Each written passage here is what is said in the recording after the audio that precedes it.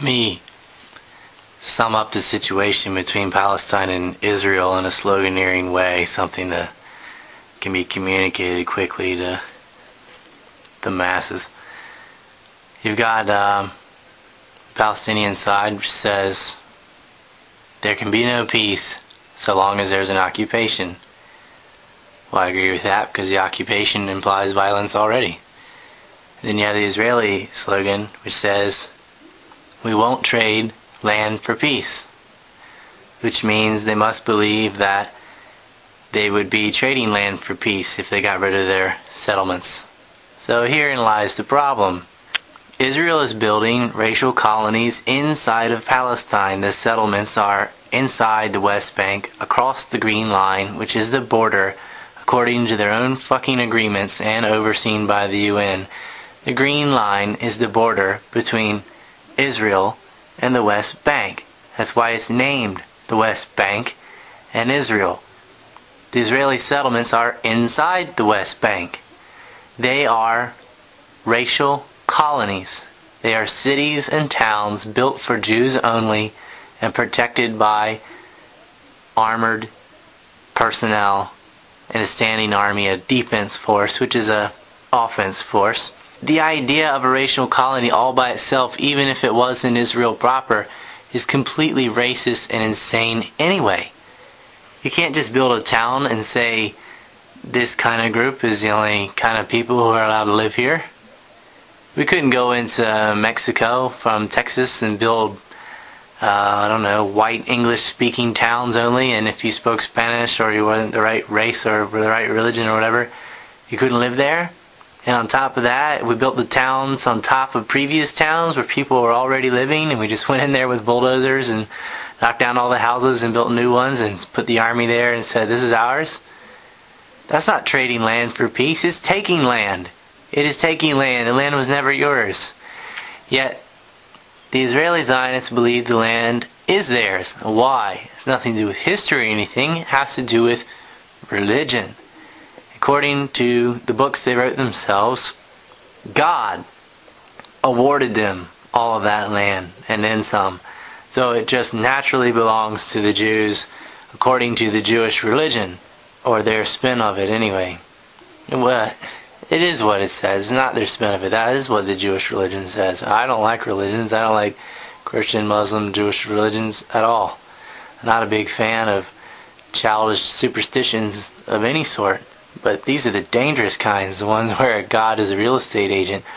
And then they have this racial concept of the chosen race of God, which is what Jews believe they are. It's not scientifically a race or anything. It's just an ethnicity created around the false belief of a fictitious bloodline, because Abraham and Adam and Eve and those guys are fictional characters, and the Jewish origins span from all around the globe, from Europe and Russia and Turkey and also in Palestine and Egypt and other places. I mean, there's no such thing as the Jews, or that's like the Christians. There's all kinds of Christians all in everywhere on the planet. It's not a race, it's a religion.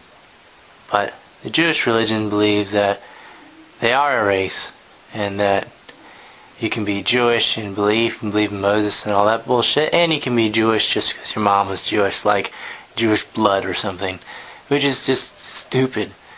Anyway, they believe that they are allowed to ethnically cleanse their neighbors and kill them off and take that land because the land belongs to them according to God, not according to law, international law, not according to the UN, not according to the Camp David Accords or the Oslo Agreements, nothing like that. They just ignore all the things they signed, and they just go into the West Bank and they kill people, and they set up their little racial colonies, and to get rid of those things they would call that trading land for peace.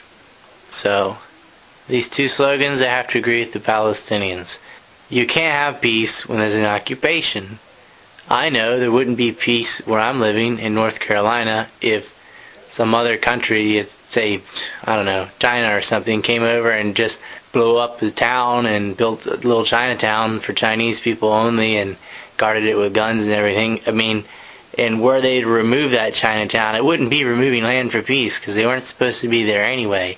And if a Chinese person wants to come to North Carolina, they move here like anyone else. Probably going to have to learn English and just live here among everybody. You don't have segregated little cities with armies protecting them. And furthermore, you can't just come down and destroy people's homes who've already built them and are already living there and say, make way, the chosen race is coming.